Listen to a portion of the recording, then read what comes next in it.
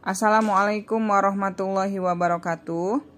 Alhamdulillahirabbil alamin. Saya dapatkan tugas untuk menyampaikan kultum dengan tema etika belajar dan mengajar Al-Quran. Sumber ini yang saya baca berasal dari republika.co.id. Terdapat sejumlah adab dan etika mengajar dan membaca Al-Quran bagi seorang muslim. Republika.co.id Jakarta, demi mendapatkan fadilah atau keutamaan membaca Al-Quran, kita mesti konsentrasi. Jadi yang pertama adabnya yaitu konsentrasi dan khusyuk dalam membaca Al-Quran atau mengajar Al-Quran. Membacanya seolah-olah kita sedang mendengar bacaan Al-Quran dari Allah Subhanahu wa Ta'ala secara langsung. Maulana Muhammad Zakaria Al-Kandahlawi dalam kitabnya Fadilah Amal menyarankan, jika kita mengerti maknanya, sebaiknya dalam membaca Al-Quran dengan tadabbur dan tafakur. Apabila kita menemui ayat-ayat rahmat dan janji-janji Allah, hendaknya kita berdoa untuk mengharapkan rahmatnya. Dan apabila kita menjumpai ayat-ayat azab dan ancaman Allah, hendaknya kita meminta perlindungan kepadanya. Karena tidak ada yang bisa dimintai perlindungan selain Allah. Apabila kita menemui ayat tentang kesucian, maka ucapkanlah subhanallah. Apabila kita tidak bisa menangis ketika membaca Al-Quran, hendaknya kita berusaha untuk menangis. Karena kata Syekh Maulana, puncak kelezatan orang yang sedang bercinta adalah mengadukan rasa cintanya dengan derayan air mata. Dia menyarankan jika kita tidak ada maksud untuk menghafal Al-Quran, hanya untuk membacanya saja, maka jangan membacanya terlalu cepat. Saat membaca Al-Quran, hendaknya kita meletakkan Al-Quran itu di bangku, di bantal, atau di tempat yang tinggi. Jangan di paha atau di kaki ya. Saat membaca Al-Quran, jangan berbicara dengan siapapun. Apabila ada keperluan berbicara saat sedang membaca Al-Quran, maka hendaknya Al-Quran itu ditutup dulu. Selesai berbicara dengan orang, kita akan mengawali membaca Al-Quran lagi dengan membaca ta'awuz kembali, katanya. Dan jika orang-orang di sekeliling kita sedang sibuk dalam pekerjaan mereka, sebaiknya kita membaca Al-Quran dengan suara yang lirih. Apabila tidak, lebih utama membaca dengan suara keras. Syekh Maulana mengatakan para ulama telah menulis ada 6 adab lahiriah dan 6 adab batiniah dalam membaca Al-Quran.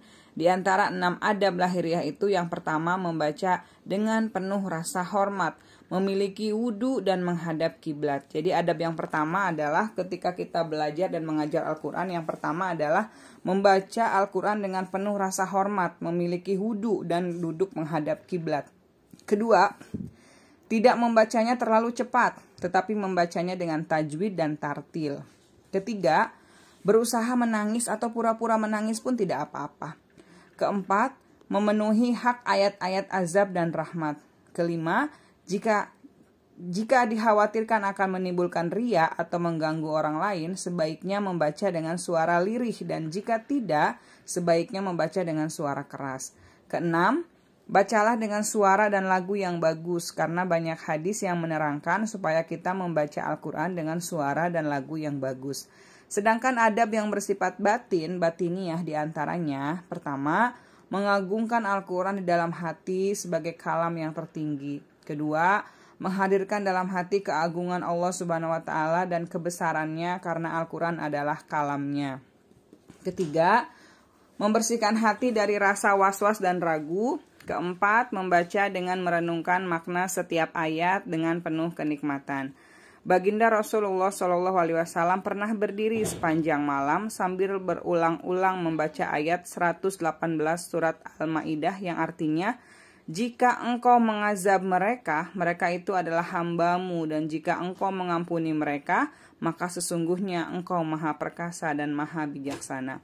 Suatu malam, Sa'id bin Jubair radhiyallahu an membaca satu ayat dari surat Yasin, tepatnya ayat 59, dan mengulang-ulangnya hingga tiba waktu subuh yang artinya, wamtazul yauma ayyuhal mujrimun, dan dikatakan kepada orang-orang kafir, berpisahlah kamu dari orang-orang mukmin hari ini, wahai orang-orang yang berbuat jahat.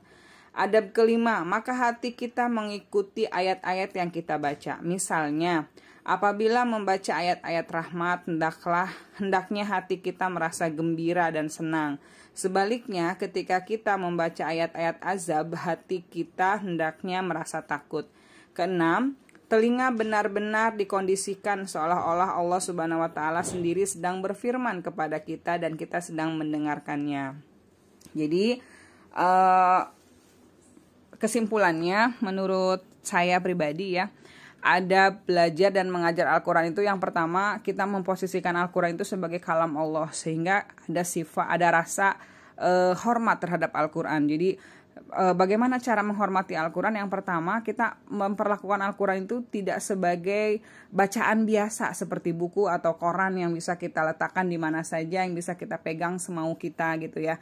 Jadi sebaiknya memperlakukan Al-Quran itu sebagai kalam Allah itu dengan hormat. Jadi memegang dengan tangan kanan, kemudian diletakkan di tempat yang tinggi, jangan di kaki apalagi di paha gitu kan. Kadang kan saya sering lihat gitu anak-anak belajar Al-Quran di sekolah gitu dengan kaki sila, kemudian Al-Quran ditaruh di pas kaki gitu ya. Jadi itu juga kita harus respect terhadap anak, mengingatkan gitu. Jadi tidak boleh menyimpan Al-Quran di kaki gitu ya, karena itu sebagai salah satu bentuk penghormatan kita kepada kalam Allah. Kemudian berikutnya membaca Al-Quran dengan tartil ya, tidak terburu-buru, tidak apalagi kalau mungkin kita bacaannya belum sebagus orang-orang ya, belum sebagus qori atau yang murotal gitu. Jadi mungkin kalau terlalu cepat tambah salah gitu bacaannya. Jadi menurut saya memang baca Al-Quran itu harus, bukan berarti pelan ya, tapi tartil gitu. Boleh cepat selama itu mungkin tajwidnya bagus, bacaannya bagus, makhrajnya juga bagus gitu. Tapi diusahakan bukan itunya, tapi diusahakan bagus bacaannya itu dengan tartil. Kemudian yang tadi ya, berwudu, selalu berwudu. Jadi meskipun memang bukan mau sholat ya, tapi diusahakan ketika kita memegang Al-Quran itu dalam keadaan sedang berwudu, kemudian menghadap kiblat gitu ya. Dan satu lagi yang kadang kita lupa ya, jangan disambi gitu. Jadi jangan baca Al-Quran sambil disambi nonton handphone, disambi ngobrol gitu. Dan kalau kita memang harus ngobrol dengan orang lain, sedangkan kita sedang ngaji gitu, sedang membaca Al-Quran, maka tutup dulu Al-Qurannya. Kemudian kita selesaikan pembicaraan kita dengan orang tersebut, dengan orang lain tersebut. Setelah selesai, maka kita akan memulai baca Al-Quran kembali itu dengan ta'awudz kembali, seperti pada saat kita akan memulai membaca Al-Quran gitu. Jadi jangan sambung putus nyambung gitu. Jadi itu salah satu bentuk penghormatan kita terhadap Al-Quran. Jadi kalau ngobrol, Al-Qurannya, ngajinya diberhentikan dulu, ditutup dulu, selesai ngobrol, ta'awudz lagi, kemudian mengaji lagi, seperti itu. Itu mungkin yang bisa saya simpulkan. Mohon maaf jika banyak salah. Teman-teman lebih paham insya Allah ya tentang adab membaca, mengajar dan belajar Al-Quran. Saya hanya mengingatkan kembali saja memori teman-teman tentang adab dan etika membaca dan belajar Al-Quran. Mudah-mudahan kita menjadi hamba-hamba Allah yang punya adab, punya etika terhadap kalamnya, terhadap surat-surat cintanya Allah gitu ya. Amin ya rabbal alamin. Terima kasih, jazakillah. Assalamualaikum warahmatullahi wabarakatuh.